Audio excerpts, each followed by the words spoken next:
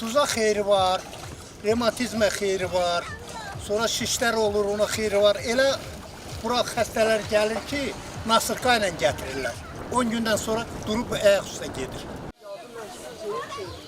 Paytaxtın Suraxanı rayonu Hövsan-Zığ yolunun kənarında bir göl var, Duzlu göl deyirlər. Bəli, hər il yay aylarında buraya gələn insanların sayı durmadan artır. Bəs bu həqiqətən müalicəvidir, bunun həqiqətən xeyri var. Palçıqla və yaxud da Duzlu göllə ağrıları keçirmək olarmı? Girişdə hər avtomobildən 1 manatdan pul yığırlar, amma içəridə bir natəmiz vəziyyət var. Əgər bura natəmiz vəziyyət olacaqsa və girişdə yığılan o pullar hara gedir?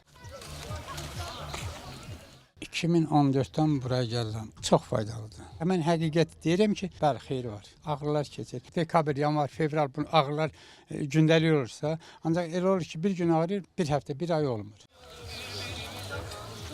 Palçıq axtarıram da, yoddu palçıq. Ağrılar var.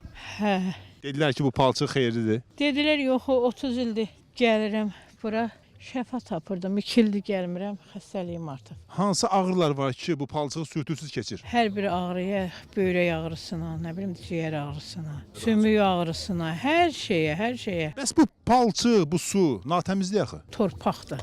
Su ilə qarışdırırsan.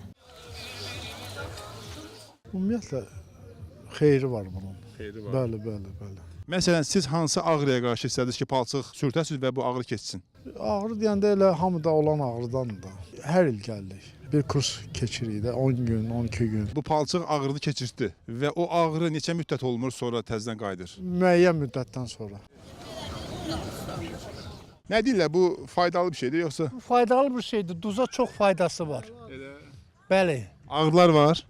Ağrılar var idi. Keçən il də gəldim, 10 gün qaldım. İndi də bugün birinci gündür gəlmişəm. İndi bir 10 gündə gələcəm.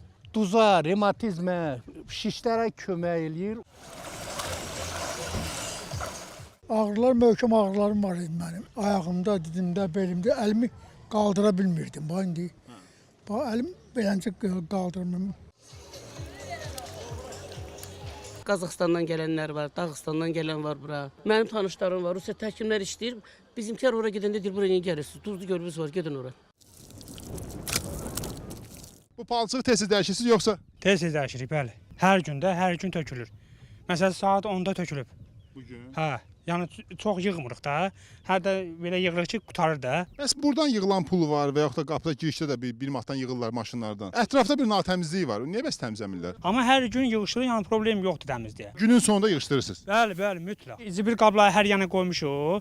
Tökən tökür, tökməyən də sağ olsun da olur. Olmaz ki, bura giriş pulsuz olsun. O zaten girir içəridə 50 qəpik verir də palçığa. Kimlə məcbur pul alınır ki? Alırsınız da orada yazılıb ki, girişdə 1 manat verməz. Gedin bax. Qopartdınız? Yox, gedin baxın da deyirəm. Biz gələndə o görüntüdə var. Burada yazılmışdı ki, girişdə 1 manat. Çəkiliş elədik, qayıtdıq ki, həmin o lövhə götürüldü. Yəni adamlar bizi belə deyək də aldatmağa çalışdılar ki, yox, elə bir şey yoxdur, amma bizə görüntü var ki, burada yazılıb ki, girişdə 1 manat hər avtomobil ödəməlidir.